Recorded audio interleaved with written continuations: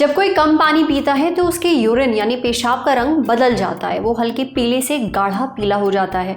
जब कोई ज़्यादा पानी पीता है तो भी यूरिन का रंग बदल जाता है, वो हल्के पीले से एकदम साफ हो जाता है, बिल्कुल पानी जैसा। यूरिन से जुड़ी ये वो दो बेसिक बातें हैं जो हमें से ज़्यादातर लोगों को पता है, लेकिन कई बार यूरिन का रंग तो नहीं बदलता, पर फिर भी वो नॉर्मल से कुछ अलग हो जाता है, उसमें झाग होता है, बुलबुले जैसे बनते हैं। कई लोगों ने ऐसा नोटिस भी किया होगा पर इस पर ध्यान नहीं दिया होगा। लेकिन यूरिन में झाग बनना ठीक नहीं है। तो क्यों बनता है यूरिन में झाग, ये किस दिक्कत का इशारा है, सब समझेंगे आज सेहत के इस एपिसोड में। डॉक्टर से जानेंगे कि क्या पेशाब में झाग बनना नॉर्मल है, अगर पेशाब में झाग बन रहा है तो इसका क्या मतलब है, ऐसा होने पर कौन से टेस्ट करवाने चाहिए, और पेशाब में झाग ना बने इसके लिए क्या करें, सुनिए। Brought to you by Sensodyne K and Dr. Basu Eye Hospital. बस पैक नहीं है। SLS पैराफिन और दूध का करंट भी कौन, तो लाइफ का करंट ऑन, कुछ भी। तो ट्राई करके देख ले। Sensodyne K toothpaste for sensitive teeth. पहले तो ये आपको देखना है कि क्या यूरिन में झाग आना एक अकेला आपको यूरिन सिम्टम है, या उसके साथ पेशाब में जलन, पेशाब में खून, पेट में दर्द या बुखार या कोई और बीमारी जो इसके साथ चल रही हो, ये प्रेजेंट है या नहीं है। दूसरा, आपको और क्या मेडिकल प्रॉब्लम्स हैं जिनके लिए आप ट्रीटमेंट ले रहे हैं, या कोई स्पेशल तरीके की दवाई या कोई नई डाइट जो आपने चालू करी है। इन सब चीज़ों की वजह से या इन सब चीज़ों से भी यूरिन में झाग आने का रिलेशन हो सकता है। सो यूरिन हमारा एक वेस्ट प्रोडक्ट है बॉडी का, और किडनी हमारे बॉडी से मिनरल्स, बहुत तरह के केमिकल्स और एक्सेस वाटर, ये सब हमारी किडनी से फिल्टर होकर यूरिन में आता है और वो यूरिन के जरिए बाहर निकलता है।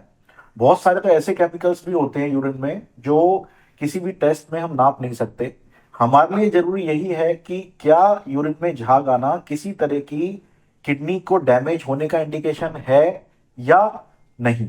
यूरिन में झाग आना एक अकेला सिम्टम है, तो आपको नेक्स्ट चीज ये देखनी है कि क्या ये 1-2 दिन आके रुक गया है, या फिर दिन में एक आध बार आया है, या फिर शॉर्ट टर्म के लिए 2-3-4-5 दिन आके रुक गया है। और अगर ऐसा नहीं है, यूरिन में झाग लगातार आ रहा है, जितनी बार करते हैं ज्यादातर यूरिन में झाग आता है, उस केस में इसकी एक प्रॉपर जांच होना बहुत जरूरी है। कॉमन कारण यूरिन में झाग आने के हो सकते हैं जैसे कि यूटीआई, किडनी स्टोन्स, ब्लैडर की बीमारी, प्रोस्टेट, स्ट्रिक्चर, या जिन लोगों को डायबिटीज है, ब्लड प्रेशर है और अनकंट्रोल्ड हो रहा है, या कोई स्पेशल दवाइयाँ ले रहे हैं, खासतौर से जो कीमोथेरेपीज वगैरह ले रहे हैं, या किसी तरह की जॉइंट्स वगैरह के लिए लॉन्ग टर्म मेडिसिन ले रहे हैं। ये सारी चीज़ें किडनी यूरिन में झाग आने के कारण हो सकते हैं। अब हमें ये कैसे पता चलेगा कि ये कोई किडनी डैमेज का इंडिकेशन है या नहीं है। इसके लिए जरूरी होता है कि यूरिन प्रोटीन्स का टेस्ट। यूरिन प्रोटीन के टेस्ट कई तरीके के होते हैं। यूरिन माइक्रोएल्बुमिन का होता है, यूरिन टोटल प्रोटीन का होता है, 24 आवर होता है, स्पॉट यूरिन होता है, और इसके अलावा कुछ ब्लड इन्वेस्टिगेशंस होते हैं जो साथ में करके देखते हैं कि कुछ और कारण तो नहीं है। मेरी आपसे सलाह यही रहेगी कि आप ये सारे टेस्ट अपने फिजिशियन से, यूरोलॉजिस्ट से या नेफ्रोलॉजिस्ट से मिलने के बाद ही कराएं। अपनी साइड से टेस्ट करा के डिसीजन ना लें। और अगर आपको यूरिन में झाग आने की बार बार दिक्कत हो रही है तो आप उनको जाके दिखाएं।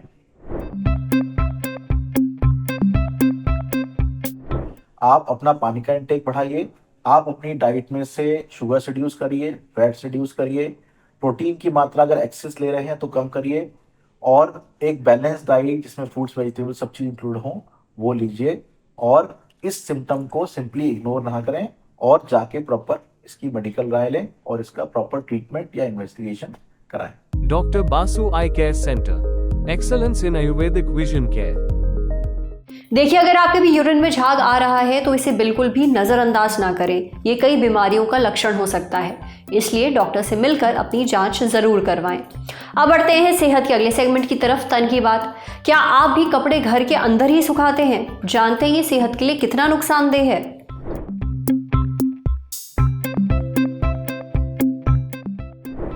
कपड़े धोने के बाद आप कहाँ सुखाते हैं? कोई कहेगा छत पर, कोई कहेगा बालकनी में। जगह कोई भी हो, मकसद एक ही होता है, कपड़ों को ऐसी जगह सुखाया जाए जहां उन्हें अच्छी धूप मिले, जहां कपड़े अच्छी तरह सूख पाएं और उनमें नमी ना बचे।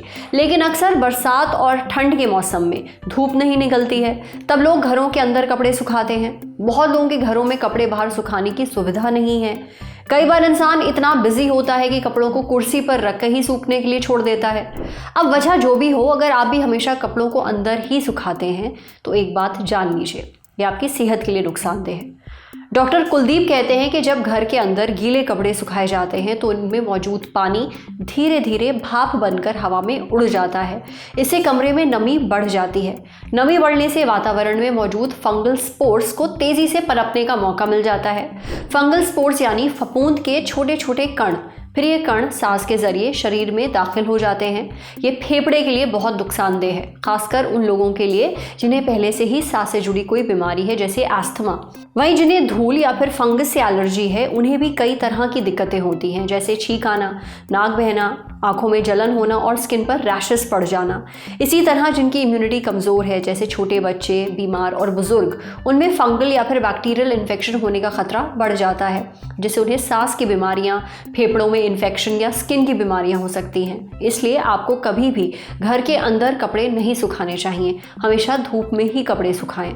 अगर कभी मजबूरी में घर के अंदर कपड़े सुखाने पड़े तो वेंटिलेशन का ध्यान ज़रूर रखें, ताकि कमरे में ताज़ी हवा आती जाती रहे और हवा का फ्लो बना रहे। इसके लिए खिड़की दरवाजे खोल दीजिए। साथ ही घर के अंदर डीह्यूमिडिफायर या एग्जॉस्ट फैन का इस्तेमाल करिए। डीह्यूमिडिफायर एक मशीन है जो हवा में नमी का लेवल कंट्रोल करती है और उसे घटाती है। अगर आपके पास डीह्यूमिडिफायर नहीं है या आप नहीं खरीद सकते हैं, तो जब आप कपड़े घर के अंदर सुखा रहे हैं, पंखा चला दीजिए और खिड़कियां खोल दीजिए। समझे? अब बारी है सेहत के आखिरी सेगमेंट की, खुराक यानी झक्कास सी हेल्थ टिप। असली और मिलावटी पनीर में कैसे फ़र्क करें, एक्सपर्ट से जानिए। मटर पनीर, साग पनीर, पनीर पसंदा, पनीर बटर मसाला, मेथी पनीर, पनीर लबाबदार, पनीर काठी रोल। उफ, सांस फूल गई। नहीं, हम आपको किसी रेस्टोरेंट के खाने का मेन्यू नहीं सुना रहे हैं, ये बताना चाह रहे हैं कि पनीर की हमारी ज़िंदगी में कितनी अहमियत है। हम सबके घरों में पनीर खूब बनता है, लेकिन आप जो पनीर बाज़ार से ख़रीद कर ला रहे हैं, क्या वो असली है? कहीं आप भी मिलावटी पनीर तो नहीं खा रहे?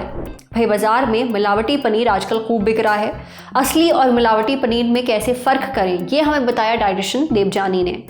डाइटिशियन देवजानी कहती हैं कि जब भी खुला पनीर खरीदने जाएं तो पहले पनीर के एक छोटे टुकड़े को हाथ से मसलें और फिर सूंघें। अगर पनीर से साबुन या डिटर्जेंट जैसी गंध आ रही है तो ऐसा पनीर मिलावटी हो सकता है, इसे ना खरीदें। शुद्ध पनीर में हल्की दूधिया महक होती है। आप पनीर का एक छोटा टुकड़ा खाकर भी मिलावट का पता कर सकते हैं।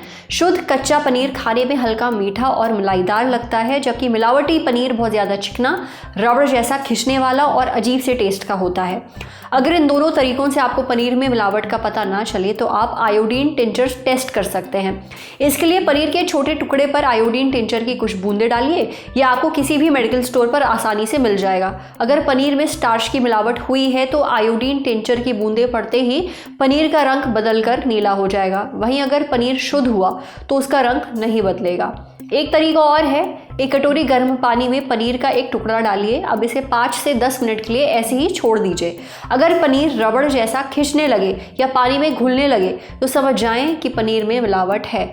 अगर पनीर शुद्ध होगा तो पानी में डालने पर वो नरम ज़रूर होगा, लेकिन उसकी बनावट में कोई भी बदलाव नहीं आएगा।